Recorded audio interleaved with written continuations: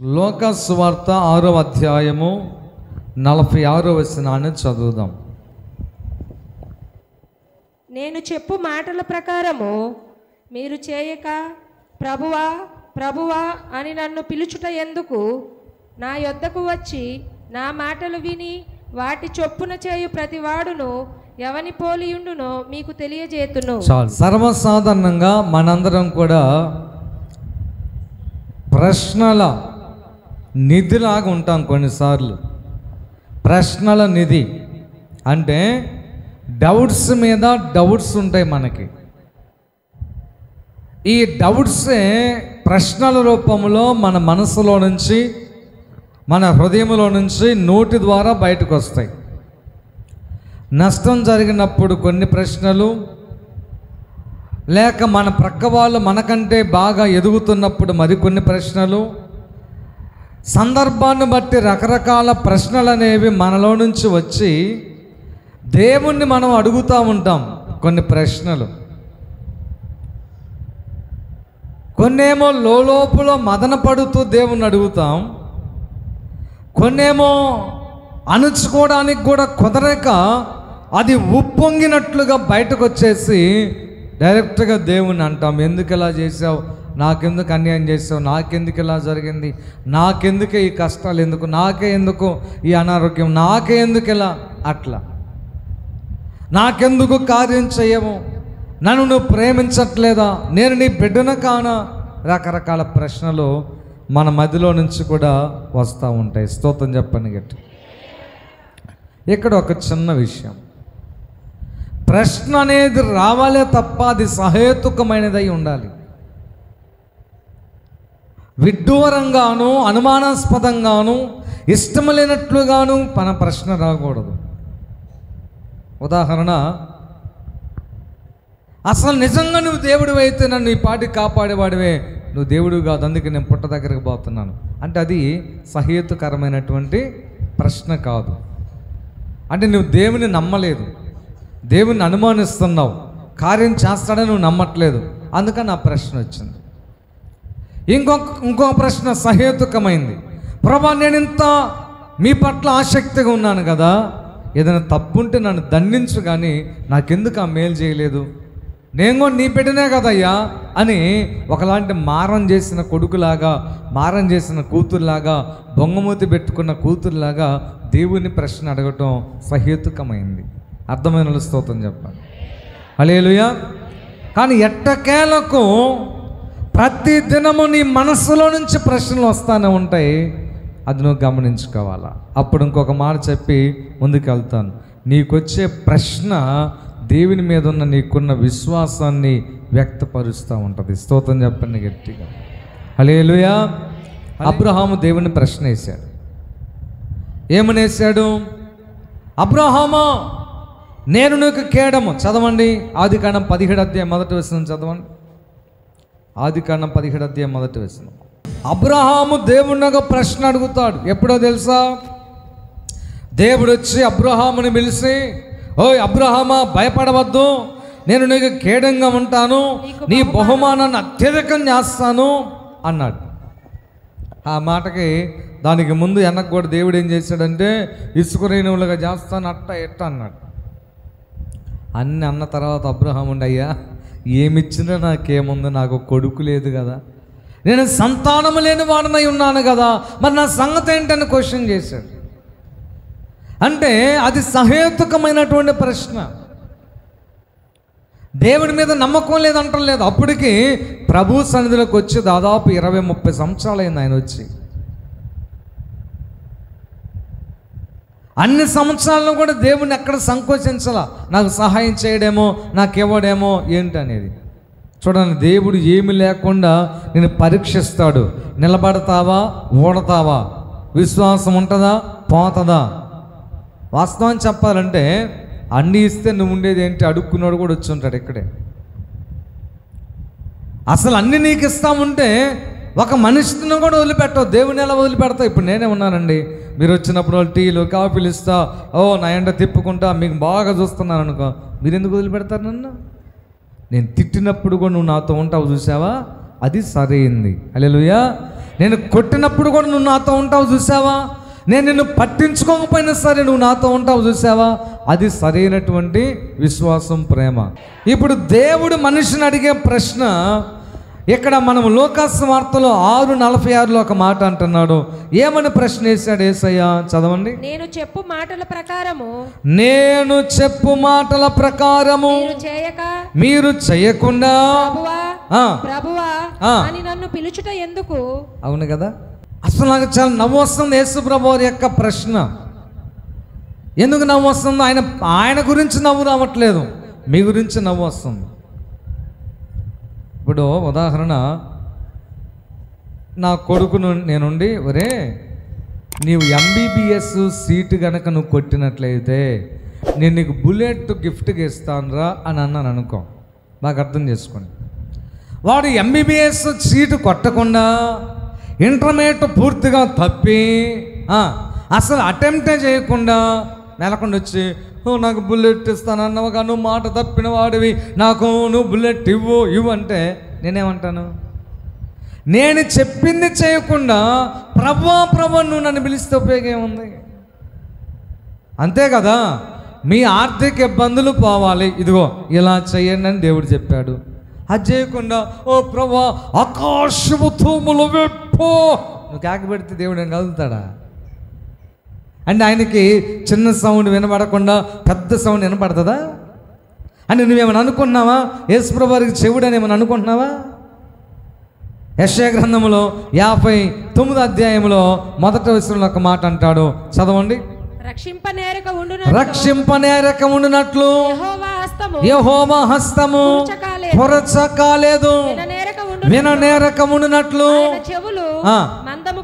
చెవులకేం చెవుడు కాదు, నీ లోపల మనసులో అనుకున్నది తెలిసేసరికి నీకు తలంపు పుట్టకముందు యేసుప్రభు వారికి తెలుసు, నువ్వు ప్రస్తుతం ఏమనుకుంటుంది యేసుప్రభు వారికి తెలుసు, నువ్వు ఏ ప్రార్థన చేయబోతున్న సంగతి కూడా యేసుప్రభువుకు తెలుసు.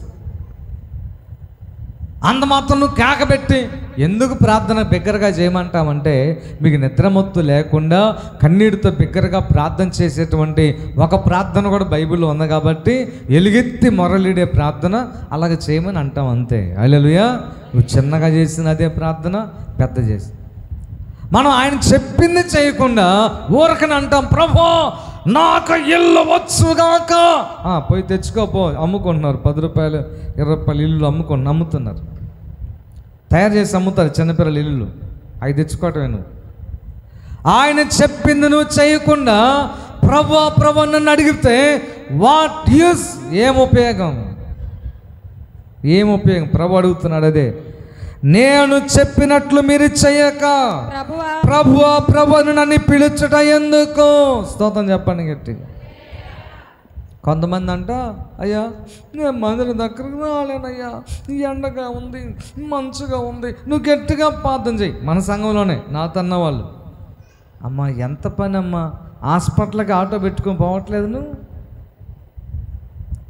ఇంట్లో పని అంతా నువ్వేగా చేసుకుంటుంది, బట్టలు ఉత్తుకుంటున్నావు, వంట చేసుకుంటున్నావు, తిండి తిప్పలు తెచ్చుకుంటున్నావు, బాగోలేకపోతే హాస్పిటల్ పోతున్నావు, బజార్కి వెళ్ళి సరుకులు తెచ్చుకుంటున్నావు, టిఫిన్ తెచ్చుకోవాల్సుకుంటే హోటల్కి వెళ్తున్నావు, మందిరం దగ్గర రావడానికి ఏమైంది అంటే ఆమె మందిరం దగ్గరకు రాదంట.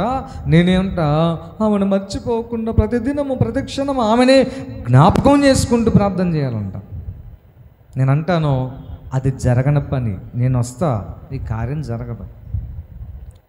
నిన్ను నేను పోగొట్టుకోను కాబట్టి నువ్వు పిలిస్తే నేను వస్తాను, ఎందుకంటే అది నా బాధ్యత. కానీ నా ప్రార్థన దేవుడు వినడు, నిన్ను బట్టే. స్తోత్రం చెప్పండి గట్టి. నువ్వు లోబడకుండా, బైబిల్ ఏముంది, లోబడనల్లని జనులు తగ్గించుకోకుండా ప్రార్థన చేస్తే నేను ఎందుకు వింటాను అంటున్నాడు ఆయన. ఆయన చెప్పింది వినకుండా నేను ఎందుకు చేస్తా? ఇప్పుడు నేను వాడు 10వ తరగతి తప్పినా, ఇంటర్మీడియట్ తప్పినా నా ప్రామిస్ నేను నెరవేర్చుకుంటానా వెస్లీకి? అది ఉదాహరణ చెప్తున్నా. బుల్లెట్ కొనిపెత్తానా, బైక్ కొనిపెత్తా అని కాదు అక్కడ మ్యాటర్, మీకు అర్థం కాదని చెప్తున్నాను. మీరు వాక్యం వినకుండా అడ్డుబాబాకండి. మీరు చాలామంది అదే అసలు ఎనరు, ఒట్టిది పట్టుకుంటారు. హల్లెలూయా. అందుకే దేవుడు ఫస్ట్ ప్రశ్న ఏమడుగుతున్నాడు తెలుసా? నేను చెప్పింది మీరు చేయకుండా, నేను చెప్పిన మాటకు లోబడకుండా, నేను చెప్పిన దానికి నువ్వు తలాగకుండా, నేను ఏదైతే వద్దన్నానో అది విడిచిపెట్టకుండా నువ్వు ఊరకనే ప్రార్థన చేస్తా ఉంటే నేను ఎలాగ వింటాను? అది న్యాయమేగా?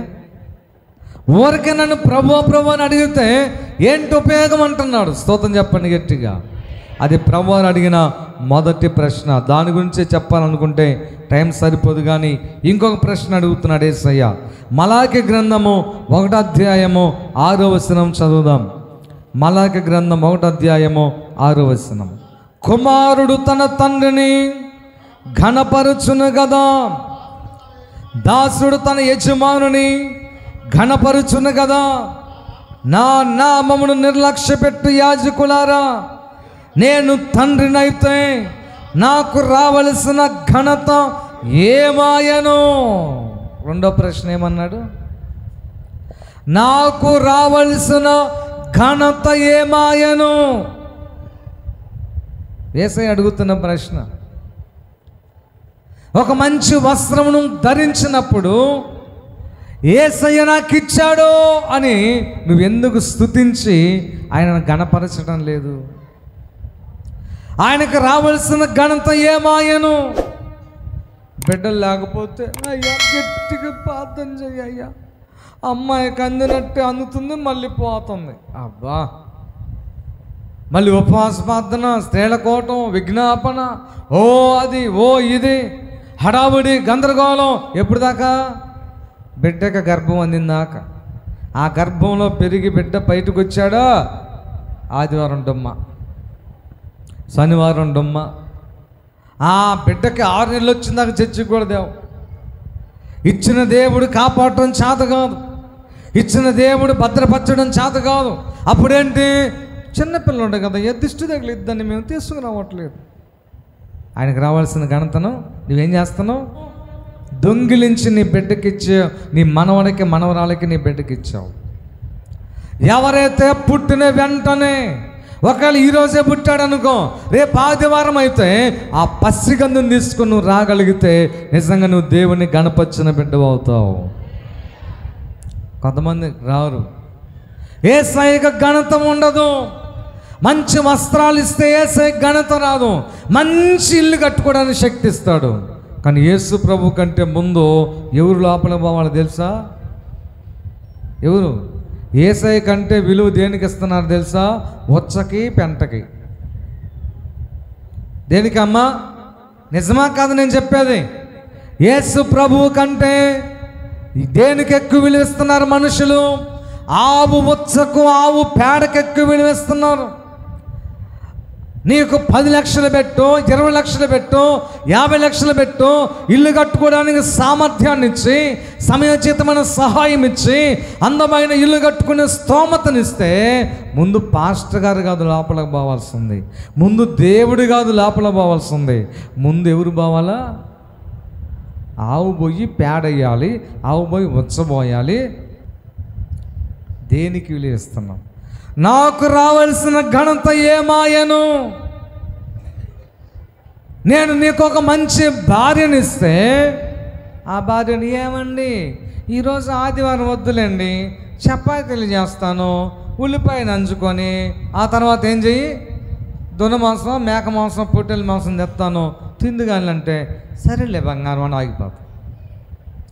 అంటే నీవు భార్యనిచ్చిన దేవుని కంటే నీ భార్యను ఎక్కువ గణపరుస్తున్నావు. నీకు దేవుడు ఏదైనా ఒక వ్యాపారం ఇచ్చాడు అనుకో బ్రతకడానికి, అప్పుడేం చేస్తావంటే దేవుడి కంటే నీ వ్యాపారానికి ఎక్కువ ప్రాధాన్యత ఇస్తావు. అదే ముఖ్యం. దాని చుట్టూ తిరుగుతూ నీవు చచ్చేదాకా ప్రయత్నం చేసిన ఆ వ్యాపారంలో నీకు లాభం రానే రాదు. దేవుని కంటే నువ్వు దేవునికైనా ఎక్కువ స్థానమేమో, అది జరగని పని అంతే. నాకు రావాల్సిన ఘనత ఏమాయను? హల్లెలూయా. వస్తాయి, నీకు డబ్బులు వస్తాయి.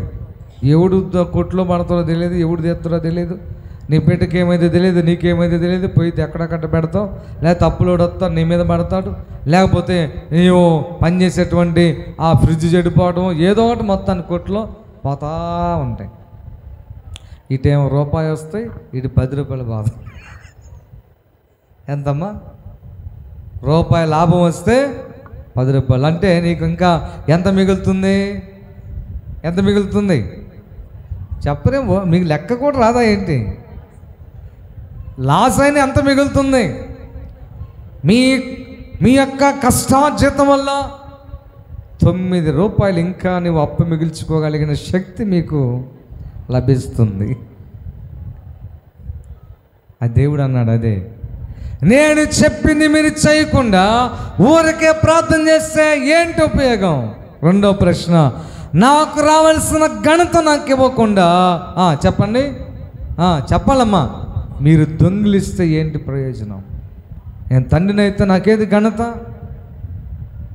ఇప్పుడు మీ నాన్న కష్టపడి చెమట వచ్చి తినక నీకోసం స్థలం కొని పొలాలు కొని చదివించి గొప్పవాణిగా చేసిన తర్వాత ఇదంతా నా కష్టం అంటే ఎట్లుంటుందంటే మీ నాన్నకి, అయ్యా ఇదంతా నా కష్టమేనండి, నా జ్ఞానం అండి, నా తెలివండి. నా దగ్గర కొంతమంది మా నాన్నని ఎరిగిన పాస్టర్లు వస్తుంటారు, వచ్చి అంటారు, ఇదంతా పిచ్చిగారి శ్రమేనండి, పిచ్చిగారి ప్రార్థన అంటారు నా దగ్గరికి వచ్చి. నేను ఆ మహిమ నేను దొంగిలించను. అవును అంట. ఆయన ప్రార్థన అనేటువంటిది ఒక పెట్టుబడిగా పెట్టెళ్ళాడు. ఆ ప్రార్థన నా జీవితంలో ఫలించింది. ఆయన ప్రార్థన వల్ల నాకు ఈ ప్రయాస వచ్చిందని అనుకుంటాను. ఆ మహిమ ఆయనకే ఇస్తాను నేను. హల్లెలూయా. నేనేం దొంగిలించాను, నాకు వద్దే మహిమ. కాకపోతే మా నాన్నకంటే దేవుని పెడతాను. దేవుడు కృప, మా నాన్న ప్రార్థన అంటానంతే. ఇంకా ఎవరన్నా ఏదైనా ఎక్కువగా మాట్లాడి లోతుగా పోయారనుకో, నా సంఘ ప్రార్థన, నా ఆత్మీయ బిడ్డల ప్రార్థన అంటాను. నేను మాత్రం మహిమను దొంగిలించను. అంత ధైర్యం నాకు లేదు. హల్లెలూయా. చాలామంది అంటారు, నేను కష్టపడ్డానండి, నేను కన్నీరు గాచానండి, నా చెమటండి, నా జ్ఞానం అండి. నీదంతా ఏమీ లేదు, నీదంతా ఏమీ లేదు. దేవుని మహిమను దొంగిలించే ఏ ఒక్క మాట కూడా నీ నోట రాకూడదు మిత్రమా. దేవుని మహిమను దొంగిలించే ఏ ఆలోచన నీ మెదడులోకి రాకూడదు. దేవుని మహిమను దొంగిలించే, ఆయనకి రావాల్సిన ఘనతను ఇవ్వకుండా ఏ వ్యక్తి నీతో మాట్లాడినా సరే ఆ మాటకు నీవు చెవి యొక్కకూడదు. ఆ మాట నీ లోపలగా చొచ్చేటట్లుగా నీవు ఇష్టపడకూడదు. అలాంటి వ్యక్తికి నువ్వు దూరంగా ఉండు. సమస్తము ఆయనే. స్తోత్రం చెప్పండి గట్టిగా. నిన్న ఆదివారం పూట నాకు చాలా పెద్ద ప్రమాదం జరిగింది. మామూలు ప్రమాదం కాదు. నేను ఇంతవరకు అలాంటి ప్రమాదం, కారు కూడా యాక్సిడెంట్ అయింది కానీ అంత పెద్ద ప్రమాదం జరగలేదు నాకు. కారు కూడా యాక్సిడెంట్ అయింది, అంత ప్రమాదం జరగల. నేను నా పాటుకే నేను పడ్డాను. ఎవరో ఒకడు దెయ్యం వల్ల జ్వరపడ్డట్టుంది, వాడు కేక పెట్టే కొలది, అరిసే కొంది, హార్నం కొట్టే కొలది వాడు నేను పూర్తిగా సైడ్కి వచ్చిన అవతల ఇంకా పాట అనుకోలేదు సైడ్ ఇంకా. అయినా వాడు కూడా పూర్తికొచ్చాడు. నేను తప్పించుకోలేక వాడిని కూడా కొట్టాను. కొడితే గమ్మత్తు ఏంటంటే, ఇక్కడ నేను బైక్ పడితే దాదాపుగా ఒక 10-20 అడుగులు దూసుకొని పోయి ఇట్ట నీళ్ళ మీద పోతారు పాములాగా వాడదా పోయాడు. ఆడపోయి నాకు అనుకున్నాను, పొడుగు ముక్కు సట్టి ముక్కు అయి ఉంటుంది, మూతి కాస్త సదరం అయి ఉంటుంది, రూపం మాత్రం ఎవరు గుర్తుపట్టరు అనుకున్నాను. మొత్తానికి నేను ఫిక్స్ అయిపోయాను మనసులో. తర్వాత ఇంకొకటి అనుకుని, నిజంగా చెప్తున్నాను, పులిపిట్టు కాడు అబద్ధం చెప్పట్లేదు. కాలు కానీ చెయ్యి కానీ ఇరిగి ఉంటుంది, పక్కటెముకల్లో ఒక్కటని ఇరిగి ఉంటుంది అనుకున్నా. అంత పెద్ద దెబ్బ తగిలింది. అసలు దేవునికి ఏమిచ్చి ఆయన రుణం తీర్చుకోగలను? ఒక్క 2 నిమిషాలు లేచి మరి నిలబడ్డాను. ఎవరు 2 వచ్చారు, మంచినీళ్ళు ఇచ్చారు, ఇచ్చన్నారు. వాడు తెక్కలోళ్ళు అన్నవాడిని మనం ఏం అనలేం, వాడు తిరుగుతూ ఉంటాడు అని అన్నారు. సరే పోనీలని చెప్పాను. 2 నిమిషాలు నాకు మళ్ళీ మామూలుగా ఉంది. అసలు భయం కానీ, బెరుకు కానీ, యాక్సిడెంట్ అయిందని కానీ, లోపల టెన్షన్ కానీ అసలు ఏమి లేదు. నాకు ఫోన్ వస్తే ఫోన్ మాట్లాడుకుంటానే వస్తామన్నా. నేను మామూలుగానే వచ్చాను, నేనే తోలుకుంటూ వచ్చా. అక్కడ నాదేమీ లేదు. చిన్న అటు కింద పడ్డోళ్ళు చచ్చిన వాళ్ళు ఉన్నారు, ఒకటి పడ్డోళ్ళు చచ్చిన వాళ్ళు ఉన్నారు. ఎవరు దీనికి కారణం అంటే నా స్టామినా, నా బలము కాదు. ఎవరండి? నజరేయుడైన యేసు. ఎప్పుడైతే ఆయన మహిమను ఆయనకు చెల్లిస్తావో నిన్ను ఏ శత్రువు కూడా ముట్టుకోలేడు. గుర్తుపెట్టుకోండి. ఏ చీకటి కూడా నిన్ను ముట్టుకోలేదు. ఏ ప్రమాదం నీకు రావచ్చేమో, ప్రమాదం సంభవించదు, శోధన రాదని నేను చెప్పను. దానివల్ల నీకు ఎలాంటి ఎఫెక్ట్ అనేది రాదు. కాబట్టి నాకు రావలసిన ఘనత ఏమాయను. స్తోత్రం చెప్పండి గట్టిగా. ప్రతి ఉదయాన్ని నువ్వు దేవునికి ఘనతనివ్వాలి, స్తుతించాలా. బ్రతికించినందుకు, ఆయుష్ పెంచినందుకు. నువ్వు అన్నం తినేటప్పుడు పందిలాగా కుక్కలాగా మెక్కబాక, ప్రభుని స్తుతించు. యేసయ్య ఇచ్చినందుకు స్తోత్రం. మంచి ఆహారం ఇచ్చావు. ఆహారం లేని వాళ్ళు ఎంతోమంది ఉన్నారు. ఒక్క పూట భోజనం పెడితే చాలని చెప్పి కొడుకులు అన్నం పెట్టలేదని కోర్టుల చుట్టూ తిరిగేవాళ్ళు, అనాథ ఆశ్రమాన్ని లేక వృద్ధుల ఆశ్రమాన్ని ఆశ్రయించే వాళ్ళు, ఫుట్పాత్ మీద పడుకునేటువంటి వాళ్ళు ఎంతోమంది ఒక్క పూట భోజనం కోసం. నేను అందుకే అంటాను, యేసు ప్రభు నా ప్రార్థన ఆలకిస్తే మీలో ప్రతి ఒక్కరికి ఆకలి బాధ తెలిసేటట్టుగా ఒక్కరోజు అన్నం పెట్టుకొని ఉంటే బాగుండని ఆశిస్తున్నాను నేను. దేవుడిని మీ పట్ల అది జరుగునుగాక. దానికి మీరు ఆమె చెప్పరు. మీ మీ బ్యాంక్ బ్యాలెన్స్ లక్షలు పోగవునుగాక చాలామంది చెబుతారు. ఎందుకండి పిచ్చి పిచ్చి ప్రవచనాలు. నిజంగా నేను చెప్తున్నాను, బొవ్వ విలువ, అన్న విలువ నీకు తెలియాలంటే ఒక్కరోజు నువ్వు ఆకలితో పస్తు పడుకోవాలి. నువ్వు అది దేవుడు నీకు ఇవ్వాలా. ఆయన చేయదలుచుకుంటే ఎలాగనే చేస్తాడు. లేకపోతే మీకు ఆ విలువ అర్థం కాదు. లేకపోతే మీ యొక్క తల్లికి అంత అన్నం పెట్టలేవు నీవు, నీ తండ్రికి అంత అన్నం పెట్టలేవు. నీ తల్లికి తండ్రికి బాగలేకపోతే ఎలా ఉందన్న కూడా నువ్వు అడగలేవు. ఆ స్థితి నీకు రావాలంటే నీకు తెలియాలి. అది వాళ్ళ బాధ, వాళ్ళ ప్రేమ నీకు తెలియాలంటే ప్రతిరోజు దైవ సాక్షిగా చెప్తున్నాను, నేను ఎక్కడికైనా పోయి రానండి, ఫస్ట్ ప్రశ్న అడిగేది సన్ని అమ్మ అన్నం తినిందా. ఫస్ట్ ప్రశ్న అది నేను అడిగేది. తర్వాత నువ్వు తిన్నావా. ఫస్ట్ కావాలంటే మీరు ఎప్పుడైనా అడగండి, ఫస్ట్ ప్రశ్న అది. అమ్మకు బాగలేనప్పుడు వాస్తవానికి 3rd స్టేజ్ నుంచి 4th స్టేజ్లోకి వచ్చింది. అప్పుడు దాకా గుర్తించలేకపోయాం. లేకుంటే దేవుడు ఖచ్చితంగా బ్రతికించేవాడే. ఒకే మాట చెప్పాను, కరోనా టైంలో కూడా చెప్పాను, నా ప్రాణాలు ఉడ్డైనా సరే, ఎదురు పెట్టైనా సరే, పొలం గిలం మొత్తం అమ్మైనా సరే నేను నిన్ను బ్రతికిస్తా. అసలు ఆలోచన పెట్టుకోవద్దాను. నువ్వు అంత ముద్ద పెట్టడం చేత కాదు. దేవుడు నీ పట్ల ఏం కార్యం చేస్తాడయ్యా? ఏం చేస్తాడు దేవుడి కార్యం? హల్లెలూయా. నేను తండ్రినైతే నాకు రావలసిన మహిమ ఏమాయను. నీకు జన్మనిచ్చిన తల్లిదండ్రులు నేను వాళ్ళని చూడటం చేత కాకపోతే, దూషిస్తే మరి తండ్రికి, పరమ తండ్రికి నువ్వేం ఘనతిస్తావు? హల్లెలూయా. నేను తండ్రినైతే నాకు రావలసిన ఘనత, కింద చదవండి,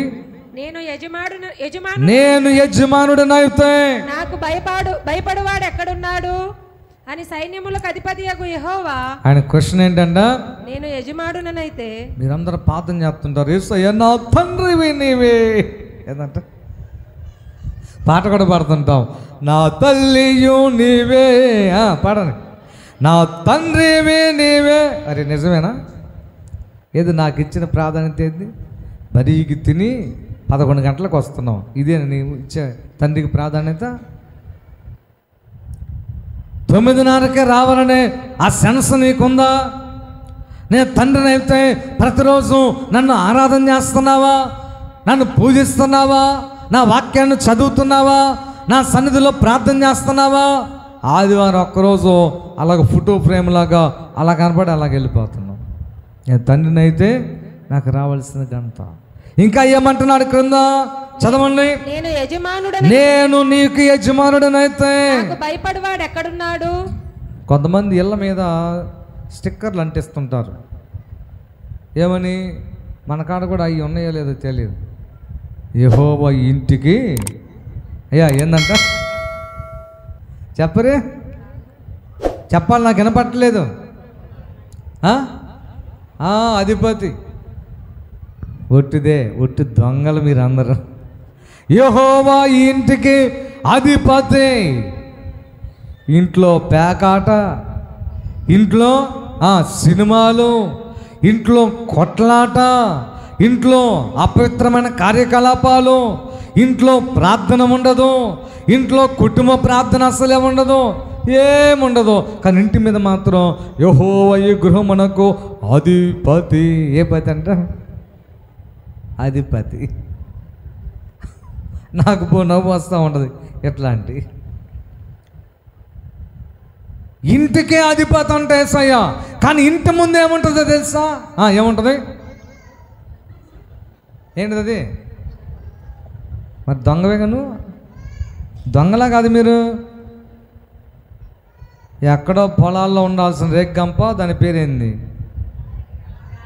అది తీసుకొచ్చి ఇంటి మీద పెట్టి ఇంటికి అధిపతి అంటావు. దొంగదానివా దొంగ నువ్వు? అయ్యా గుమ్మడికాయ కట్టండి ఎందుకని మంచిది అంటే గుమ్మడికాయ అధిపతే, లేకపోతే గుమ్మడికాయకి జీవం ఉందా, నీ తలకాయకి జీవం ఉందా చెప్పు? నీ తలకాయ కట్టుకురాదు, అడేమైంది ఇంకా మంచిది. సీసీ కెమెరాలకు చూస్తూ ఉన్న చెవులు.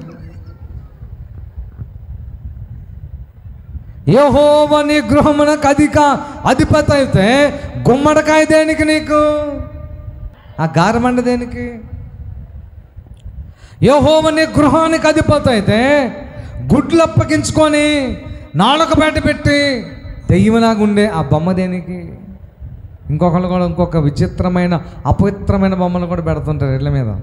ఇల్లు కట్టేటప్పుడు కట్టేటప్పుడు చిన్నపిల్లల పాస పోసుకుని అవయవాలన్నీ బయట కనబడేటట్టు పెట్టి పెద్ద పుట్ట పెడుతుంటారు.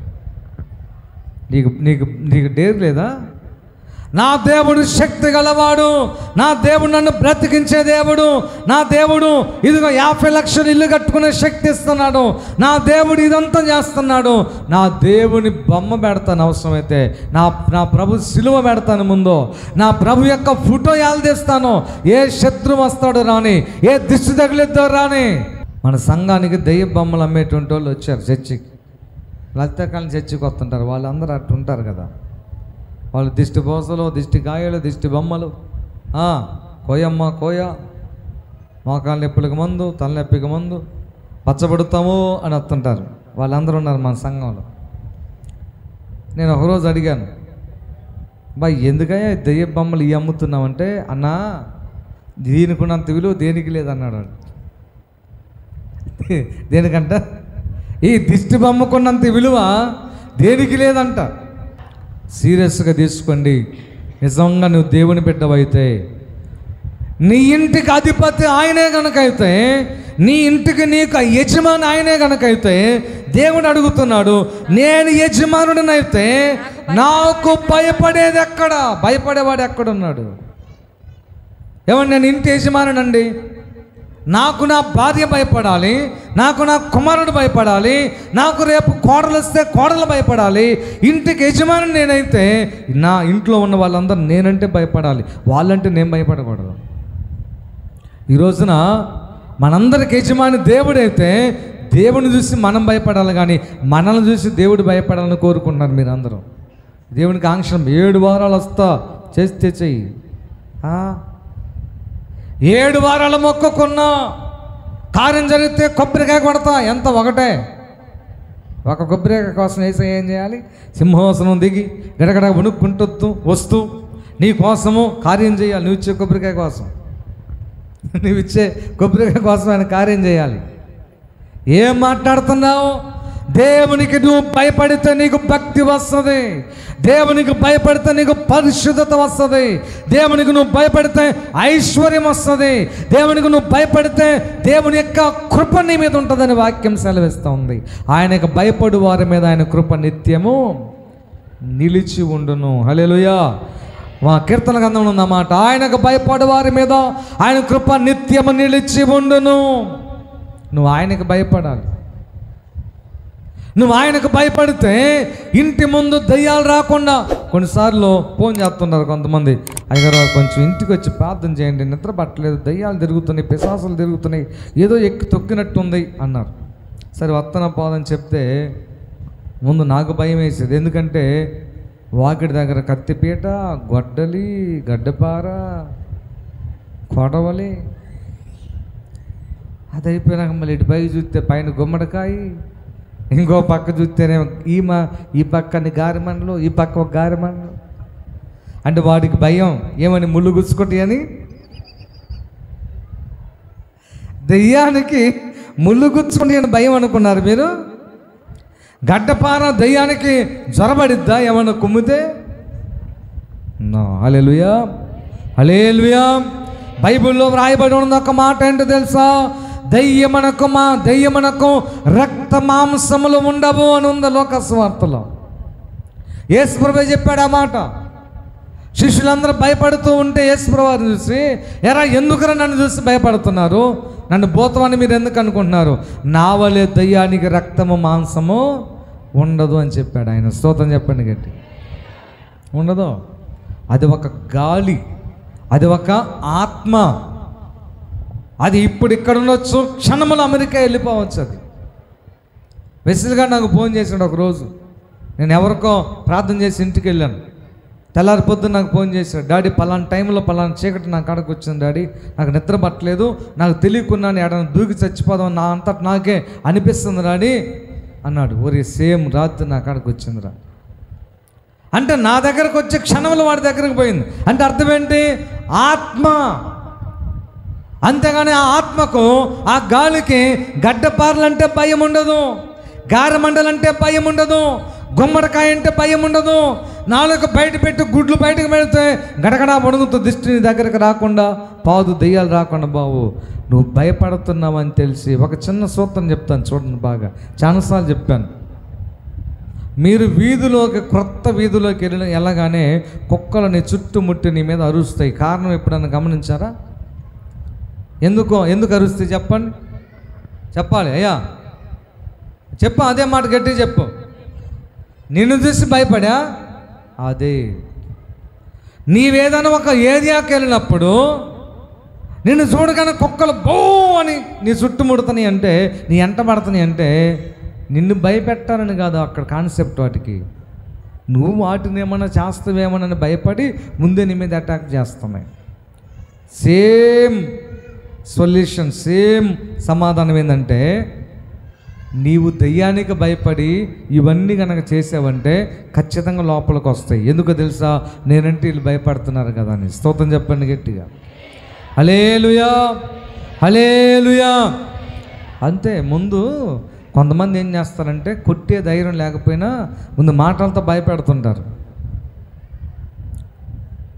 ఎందుకంటే నీవు ఆ మాటలకే కనుక భయపడ్డామనుకో ఇక నీవు ఏం చేయాల్సిన పని లేదు, ఇంకోడిపోతావు అంతే. ముందు భయపెడతారు మాటలతో. కొంతమంది అంతే. స్తోత్రం చెప్పండి గట్టిగా. దేవుడు మనల్ని అడిగే ప్రశ్న మొదటి ప్రశ్న, నేను చెప్పింది మీరు చేయకుండా ప్రభువా ప్రభు అని నన్ను పిలుచుట ఎందుకు? రెండవ ప్రశ్న చెప్పండి, నాకు రావలసిన ఘనత ఏమాయను? రెండవ ప్రశ్న. మూడవ ప్రశ్న, నేను యజమానుడనైతే నాకు భయపడువాడు ఎక్కడ? స్తోత్రం చెప్పండి గట్టిగా. నువ్వు దేవునికి భయపడుతున్నావా? ఆయనని యజమానిగా నువ్వు భావిస్తున్నావా? ఏమండి, ఆయనని యజమానిగా నువ్వు భావించినట్లయితే ఖచ్చితంగా ప్రియమైన దేవుని బిడ్డలారా నువ్వు ఆయనకు భయపడతావంతే. హల్లెలూయా. మనం పరిశుద్ధ గ్రంథంలో మనం ఒకసారి సామెతల గ్రంథంలోకి మనం వచ్చినట్లయితే 3వ అధ్యాయము 6వ వచనం. నీ ప్రవర్తన అంతట యందు ఆయన అధికారమునకు ఒప్పుకొనుము, అప్పుడు ఆయన సరళము చేయును. అంతేనండి. ఆయనని యజమానిగా నువ్వు భావించి ఆయన అధికారానికి నువ్వు అప్పగించుకుంటే నీ ప్రవర్తన అంతటిలో నువ్వు మాట్లాడేటప్పుడు అది మంచిదే కాదా ఆ దాని విషయంలో, నువ్వు ధరించే బట్టల విషయంలో, నీ యొక్క వైఖరిలో, నీ బిహేవియర్లో, నీ విధానంలో, ఆఖరికి నువ్వు తినే విషయాల్లో కూడా, నీ ఫ్రెండ్షిప్ విషయంలో, అన్ని విషయాల్లో ఆయన ప్రవర్తనకు, ఆయన యొక్క అధికారానికి నీవు అప్పగించుకోగలిగితే స్తోత్రం చెప్పండి గట్టిగా. అంటే ఆయనను నీవు యజమానిగా స్వీకరించి చెప్పండి, ఆయన యజమాని యొక్క ఆ అధికారం క్రింద నీవు గనక దాసుడిగా ఉండటానికి ఒప్పుకున్నట్లయితే దేవుడు ఒక మాట అంటున్నాడు. ఏంటో తెలుసా? అప్పుడు ఆయన సరళము ప్రతి త్రోవ సరళం చేస్తాడు ఆయన. అంతే. స్తోత్రం చెప్పండి గట్టిగా. మూసివేయబడిన ప్రతి మార్గము తెరవబడుతుంది. కొన్ని ద్వారాలు మూసివేయబడతాయి. సహాయం రాకుండా, డెవలప్ కాకుండా, ఉద్యోగం రాకుండా, వ్యాపారంలో దీవెన లేకుండా, సమస్య తొలగిపోకుండా, కోర్టు సమస్య అలాగే ఉండిపోయి, మీ భార్య భర్తల మధ్య సమస్య అలాగే ఉండిపోయి అలాగే ఉంటాయి. నువ్వు ఎప్పుడైతే ఆయన యొక్క అధికారానికి పూర్తిగా నువ్వు సరెండర్ అవుతావో, చెప్పండి, మూసివేయబడిన ప్రతి దారి సరళము చేయబడుతుంది. స్తోత్రం చెప్పండి గట్టిగా. హల్లెలూయా. సరళము చేయబడుతుంది కనుక నీవు ఆయనకు భయపడగలుగుతున్నావా? కాబట్టి ప్రియమైనటువంటి దేవుని సంగమా, దేవుని బిడ్డలారా, మొదటి ప్రశ్న దేవుడు అడుగుతున్నాడు, నేను చెప్పింది మీరు చేయకుండా ప్రభువా ప్రభువా నన్ను పిలుచుట ఎందుకు? రెండో ప్రశ్న దేవుడు అడుగుతున్నాడు, నేను తండ్రినైతే నాకు రావాల్సిన ఘనత. మూడో ప్రశ్న దేవుడు అడుగుతున్నాడు, నేను యజమానుడనైతే నాకు భయపడువాడెక్కడా? నిజంగా నీకు భయం ఉందా? దేవుని గణపరుస్తున్నావా? ఆయన చెప్పినట్టు నువ్వు వింటున్నావా? పరీక్షించుకోండి. ప్రార్థన చేద్దాం. కళ్ళు మూసుకోండి.